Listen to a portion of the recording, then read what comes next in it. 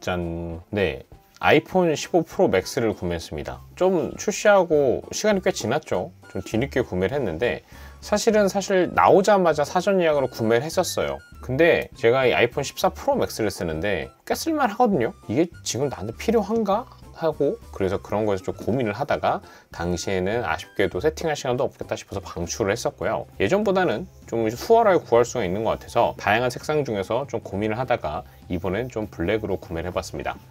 네, 제가 지난번에 구매했었던 거는 이 화이트 색상이었는데 블랙 케이스를 써서 하루 종일 끼고 쓰다 보니까 뭐 흰색인지 아닌지를 사실 알 수가 없더라고요. 그래서 아예 처음부터 이번에는 블랙 색상을 구매해봤습니다. 한번 개봉해 보도록 할게요. 제가 구매한 모델은 256기가 모델이고요. 자, 그 다음에 아이폰스럽게 이렇게 해서 딴따단딴딴 짠. 이번에 중요한 이슈 중에 하나는 이 티타늄이라고 해야 되나? 티타늄 바디 그런 게 들어갔는데 이렇게 봐서는 사실 잘 모르겠습니다. 네, 이게 밝은 색상, 라이트였나? 어떤 그 색상을 사면 확실히 여기 약간 반투명 유리가 돼서 그런 게 티가 많이 나는데 이쁘긴 하네요. 뭐 근데 저는 워낙 아이폰이 갖고 있는 디자인 아이덴티티를 좋아하기 때문에 약간 얇은 것 같고 느낌이. 구성품도 좀 볼까요? 구성품 뭐 동일하죠. 그래서 USB, 맞다, 이게 USB-C죠 이제. 야, 이게 또 감동 포인트지. 야, 이게 드럽게 생색을 내지만 사실은 이제서야 USB-C 케이블을 지원해준다. 오, 야, 그래서 USB-C 케이블이 들어가 있고요. 하단도 보면, 야, 사실 바꿀까 말까 고민하다가 바꾼 이유 중에 하나 이게 있어요. 네, 촬영을 할 때 좀 외장 하드를 연동해서 꽂고 촬영을 하고 싶은데 아쉽게도 라이트닝은 그게 안 되잖아요. 네, 그래서 구매한 이유 중에 하나가 USB-C였습니다. 사실은 결과적으로는 거의 카메라랑 USB-C 때 바꿨다고 보시면 될 것 같습니다. 그래서 구성품은 뭐 이런 식으로 들어가 있다. 자, 한번 아이폰 14 프로 맥스랑 좀 크기를 비교해 볼 건데 필름 이 앞부분 저는 실사용자로 구매한 거기 때문에 손상이 될 수 있기 때문에 이걸 떼지 않고 한번 재보겠습니다. 걔가 8.48 정도, 8.51, 8.5, 8.5, 8.47 이 뭐 종이 두께 생각하면 8.46, 뭐 47 이렇게 되지 않을까 싶고, 그 다음에 아이폰 14 프로 맥스가 이게 사실 보호 필름이 붙어 있는 상태이기 때문에 조금 두껍겠죠? 그래서 얘는 8.4 뭐야, 좀 두꺼워. 왜 더 얇아 이게? 8.3 얇아진 거 아니었나? 그렇게 알고 있었는데 사양을 보면 8.25mm라 되어 있거든요. 8.25mm. 그리고 14 프로 맥스가 7.85. 이게 더 두꺼워졌군요. 8.25. 왜 저는 더 얇아진 줄 알고 있었지? 그립을 봤을 때는 좀 더 디자인상으로는 얇아 보이는데 여기 보면은 요 약간 이 디자인 쪽으로 봤을 때는 옆면 요 최소 두께 부분은 좀 얇아진 것 같이 보이거든요. 그렇죠? 그래서 여기 요 정도 되는 느낌. 요거는 6.8, 6.7, 6.8. 근데 이게 곡률 자체, 모서리 곡률이 다르기 때문에 체감상으로 아니면 얼핏 봐서는 이게 좀 얇아 보이는 부분이 있는데 디자인적으로 약간 잘 만든 부분인 것 같습니다. 그 다음에 이번에 추가된 것 중에 하나가 여기 이 펑션 버튼이라는 게 있죠. 그 다음에 버튼 부분 똑같고 유심칩 있는 부분 똑같고, 확실히 이 유광에 비해서는 지문은 덜 묻는 것 같긴 한데 그래도 뭔가 묻긴 묻습니다. 안 묻는 구조는 아닌 것 같아요. 그 다음에 이 카메라 부분도 좀 보면 14 프로 맥스랑 좀 비교를 해보면 렌즈 부분이 스펙이 조금 더 좋아진 걸로 알고 있는데 하나가 이 장만광 렌즈라고 하는 게 들어갔죠. 네, 그래서 5배 줌까지가 가능하다고 알고 있습니다. 근데 얼핏 봐서는 육안으로 봤을 때는 거의 비슷하게 생긴 것 같아요. 네, 약간 더 커졌구나. 자세히 보면 약간 더 커진 것 같습니다. 렌즈부가. 그래서 한번 보면 여기가 1.62 정도 되고 여기가 똑같네? 거의 똑같네요. 네, 그냥 색깔 때문에 착시 효과였나? 실제 안에 렌즈부를 측정을 제대로 할 수는 없는데 이게 안에 봤을 때는 좀 더 커진 것 같긴 해요. 여기가 한 8.6 정도 돼 보이는 것 같고 여기가 한 6.0 정도 돼 보이는 것 같은데 사실 어떤 차이인지 잘 모르기 때문에 의미 좀 없는 것 같습니다. 무게도 한번 재볼게요.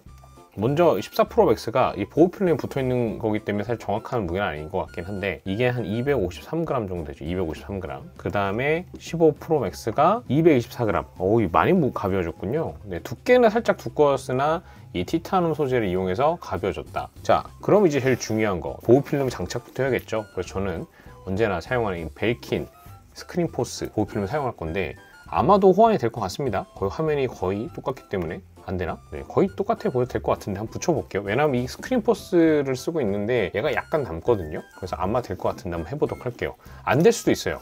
안 되면 어떻게 된다? 그냥 필름 하나 날리는 거죠. 자, 한번 그래도 해보도록 하겠습니다. 짠. 자, 그래서 이걸 떼고 이렇게 열고 이걸 빼고 본체를 넣고 얼추 딱 맞죠? 먼지가 안 날아가길 기원하면서 이거를 떼고 아래를 떼고 그리고 딱 붙이고 싹 다이 얼추 사이즈가 맞는 것 같습니다. 제가 예전에 협찬을 받아서 처음 써봤지만 진짜 이 스크린 포스 좋은 것 같습니다.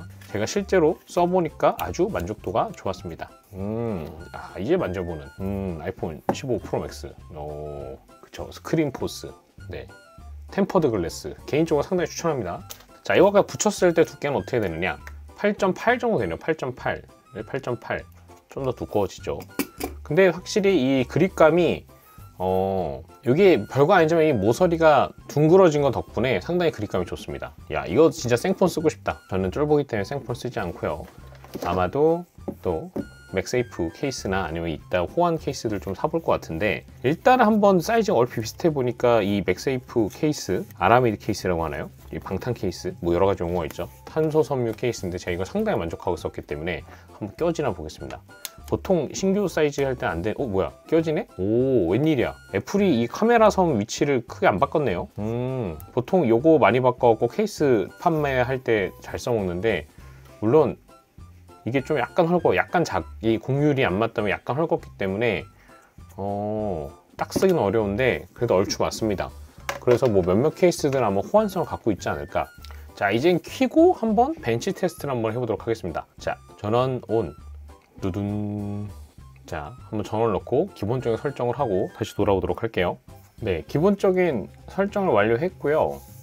역시나 뭐 아이폰 같은 경우 사실 초기 설정 시에 약간 발열이 발생을 하죠. 그래서 뭐 벤치 테스트나 기타 성능 테스트는 약간 설정을 하고 한 30분 정도 뒤, 한 1시간 정도 뒤에 하는 게 좋습니다. 근데 역시나 이번 아이폰 15 프로 맥스 같은 경우도 아직도 발열은 좀 느껴지고요. 네, 그래서 그 부분들은 뭐 여전히 아이폰이 초기 설정할 때 발열 생기는 이슈는 동일한 것 같습니다. 근데 확실히 이게 좀 뭐랄까요, 이 그립감이 너무 좋네요. 네, 제가 사용해봤던 아이폰 시리즈 중에서 가장 그립감이 좋은 것 같아요. 그 다음에 이 티타늄 소재라는 것이 정확하게 어떠한 티타늄인지는 약간 좀 체감이 잘 안 됐었는데 상당히 만족스러운 것 같습니다. 자, 그럼 벤치 테스트를 한번 돌려봤습니다. 먼저 CPU 긱벤치 6의 CPU 벤치 테스트인데요. 아이폰 14 프로 맥스와 비교를 해보면 짠, 이렇게 나오죠. 그래서 아이폰 14 프로 맥스 같은 2646점, 그 다음에 아이폰 15 프로 맥스 같은 2904점으로 한 260점 정도가 상승한 걸 볼 수 있고, 멀티코어 스코어도 한 500점 정도 상승한 걸 볼 수 있습니다. 그래서 사실은 싱글코어 스코어보다 보통 멀티코어 점수가 좀 많이 영향을 많이 끼치는 걸로 알고 있는데, 이번 아이폰 15 프로 맥스에 들어간 칩셋은 좀 더 싱글코어 점수가 높다는 걸 확인할 수 있을 것 같아요. 네, 그 다음에 이 싱글코어 점수를 비교를 해보면은 이런 식이 되겠죠. 그래서 싱글코어 기준으로는 아이패드 프로 신형보다도 속도가 더 빠른 걸로 확인이 됩니다. 근데 이건 사실 14 프로 때부터 그랬던 것 같고요. 근데 멀티코어 쪽을 확인해 보면 기존의 아이폰 시리즈 중에서는 당연히 제일 높은 점수고, 그 다음에 이제 M1 계열, 그러니까 실리콘 계열 칩셋이 들어간 걸로 알려져 있는 아이패드 계열에도 어느 정도 좀 비벼볼 만한 점수가 된 게 아닌가. 물론 이제 최신형 뭐 M2 칩셋일 거예요. 아마 이게 M2였나 M1이었나 M2로 알고 있는데 그 정도 성능은 안 나오는 것 같습니다. 그 GPU 점수 한번 체크를 해봤습니다. GPU 점수는 27,243점으로 사실 아이폰 14 프로 맥스도 되게 훌륭한 점수인데 그거 대비 한 5,000점? 4,700, 4,500점 정도 상승한 걸로 확인이 됩니다. 그래서 비교해 보면은 아이패드 11 3세대보다는 약간 좀 부족한 점수이고, 그래도 아이폰 14 프로보다는 더 높은 점수로 되는 걸 확인할 수가 있어요. 아이폰 14 프로 맥스 자체도 사실 현존하는 아이폰 기기, 기존의 아이폰 15 프로가 출시되기 전에 가장 높았던 기기였기 때문에 이 정도 점수 상당히 훌륭한 점수를 볼 수가 있는데, 다만 알려진 것처럼 기존의 아이폰에 들어간 칩셋들의 성능 점수의 상승 곡선에 비해서는 조금 아쉽지 않나라는 생각이 들기도 합니다. 근데 물론 이 13에서 14 넘어갈 때에 비해서는 뭐 이 정도 됐잖아요. 그러니까 변곡점을 봐보면 뭐 12 프로 맥스가 16,000점이었고, 그 다음에 13 프로 맥스가 19,000점이니까 3,900점 정도 늘었고요. 3,900점. 그 다음에 13 프로 맥스에서 14 프로 맥스로 했을 때도 대략 한 2700점? 2300점 정도 올랐죠. 2300점. 근데 여기서 이 14 프로 맥스에서 요걸로 보면은 거의 또 5000점 정도 늘어난 거기 때문에 이렇게 또 보면 괜찮은 것 같다는 생각이 들기도 합니다. 좀 향후에 약간 성능 테스트를 따로 별도로 해보도록 할게요. 자, 그 다음에 3D 마크 테스트도 한번 돌려볼 건데요. 아무래도 이 15 프로 맥스가 출시가 되었던 시점에 이 발열에 대한 이슈가 있었다 보니까 한번 좀 발열을 확인해 보려고 합니다. 네, 테스트 자체는 지금 보시는 것처럼 아주 부드럽게 진행이 되는 걸 볼 수가 있고요. 만져봤을 때는 약간 뜨끈뜨끈하게 시작하는데 한번 이때 발열을 측정을 해보면 한 37도 정도가 전면부 발열이 확인되고, 그 다음에 후면부 발열은 43도나 되네요. 43도? 상당히 높네. 저희가 어떤 기기를 사용을 할 때 사실 체감을 했을 때 발열이 뜨겁다, 안 뜨겁다 하는 개인적인 수치는 결국 체온 기준이잖아요. 그래서 한 7도, 8도 이상부터가 좀 뜨끈뜨끈하게 시작하고 40도 이상일 때 상당히 뜨겁다고 우리가 느끼게 되는데, 이 3D 마크 성능 테스트를 해봤을 때는 42도, 43도 이렇게 측정이 됩니다. 이게 상당히 뜨거운 거죠.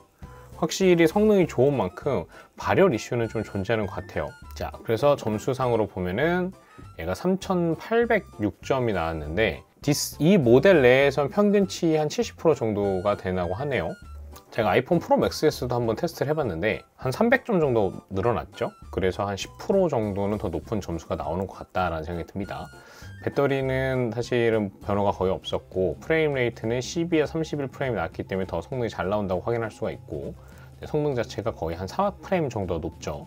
꽤 높은 수치입니다. 모든 디바이스로 봐서 상위 한 89% 정도 되는 수치라고 하네요. 확실히 이게 성능이 좀 좋아진 만큼 발열 이슈는 분명히 존재하는 것 같은데, 우리가 사실 케이스를 보통 쓰고 그 다음에 이쪽에서 발열이 많이 발생하기 때문에 아마도 이쪽에 메인 칩셋이나 그런 게 들어가 있는 게 아닌가 싶은데, 제가 아직 분해 영상을 보지 못해서 여기 뭐가 들어있는지 잘 모르겠습니다. 근데 이 성능이 좋아진 만큼 발열 이슈는 좀 존재하는 것 같고, 사실 이거는 고성능 칩셋을 들어가는 요즘 CPU들 칩셋이라고 하죠. 암코어 관련 실리콘 칩셋이 됐던 뭐가 됐던, 제가 정확하게 용어를 잘 모르겠는데, 이런 모바일 기기에 들어가는 고성능 칩셋들은 약간 동향이 비슷한 것 같아요. 더 성능을 좋아지게 하되 더 발열이 높아지긴 하는데, 우리가 스로틀링이라고 해서, 스로틀링은 발열이 발생을 해서 성능 저하가 발생하기 전에 임의적으로 성능을 낮춰옴으로써 발열이 발생하지 않게 하는 그 기능이라고 보시면 됩니다. 칩셋 제조사나 아니면 디바이스 제조사에서 스로틀링을 걸게 되는데, 이 스로틀링이 걸리는 한계 온도를 좀 더 높인 거가 요즘 약간 트렌드인 것 같아요.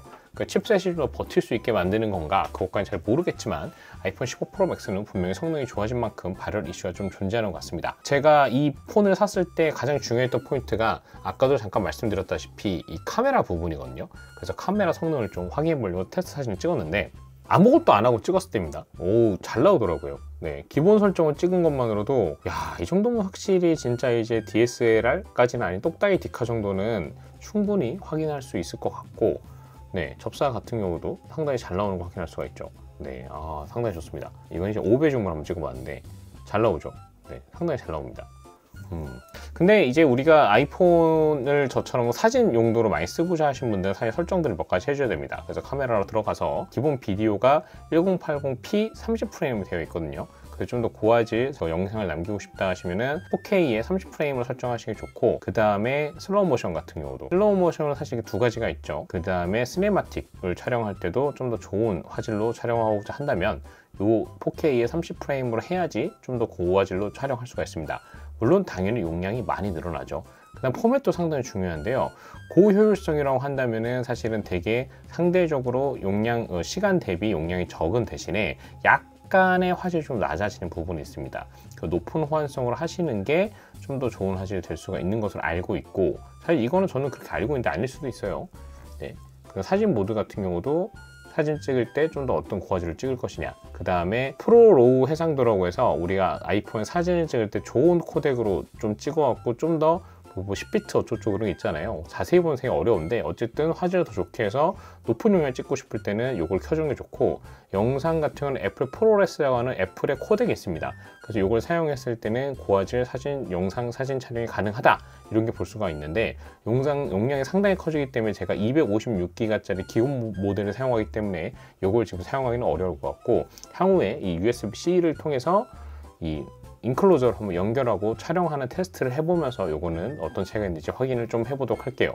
근데 아쉽게도 제가 영상이나 사진 촬영에 대해서는 사실 깊은 지식을 갖고 있지는 않아서 그냥 수박 겉핥기 정도 수준의 리뷰가 되긴 하겠지만 기회가 되면 그런 영상도 만들어 보도록 하겠습니다.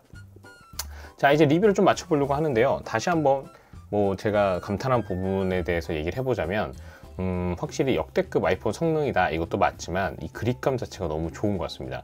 묘하게 가벼워진 거, 그 다음에 두께는 살짝 두꺼워졌지만 이 모서리 부분이 강화된 거, 그 밖에 레이아웃이나 아니면 다이나믹 아일랜드나 그런 것들은 동일한 것 같아요. 좀 더 살펴봐야겠지만, 그 다음 이 버튼 같은 경우도 제가 아직 설정을 안 했기 때문에 이걸 어디에 쓰면 좋을지 좀 연구를 해봐야 될 것 같다는 생각이 듭니다. 그 다음에 이 티타늄 소재라는 게 되게 이 촉감적인 부분들이 상당히 좋네요. 제가 예전에 이런 관련 제품 디자인 회사에서 근무를 할 때 배웠던 것 중에 하나가, 제조사들이 새로운 제품의 뭐 마테리얼을 사용하거나 아니면 색상을 쓰는 것들이 사실은 우리가 되게 쉽게 생각할 수 있지만 제조 비용이 상당히 많이 드는 이슈로 알고 있습니다. 왜냐면 새로운 물질을 적용을 해야 되고 그거에 따른 제조 공정도 바꿔야 되기 때문에 사실 작은 회사들이 따라하기는 좀 어려운 걸로 알고 있는데, 애플이 이런 티타늄 소재를 사용했기 때문에 많은 스마트폰 제조사들도 관련 비슷한 품질들을 사용하지 않을까 생각이 들어요. 이런 새로운 신소재나 아니면 물질을 사용했을 때 가장 고민하는 부분은 결국 소비자가 좋아할 것이냐라는 거에 대한 확증이 없기 때문인데, 애플이 사실 시장을 만들었고 관련 소재를 통해서 저처럼 딱 써보니까 상당히 좋거든요. 그냥 좋습니다. 뭐라고 말할 수가 없는데 좋아요. 이게 검증이 됐기 때문에 뭐 수많은 경쟁사들도 비슷한 소재의 기기를 많이 출시하지 않을까 생각이 들면서 오늘 아이폰 15 프로 맥스 개봉기 리뷰는 여기서 마쳐보도록 하겠습니다. 향후에 기회가 된다면 좀 더 성능 및 카메라 설정 리뷰 등을 좀 더 디테일하게 만들어서 갖고 와 보도록 할게요. 오늘 영상 여기서 마치도록 하겠습니다. 구독과 좋아요도 부탁드립니다. 감사합니다.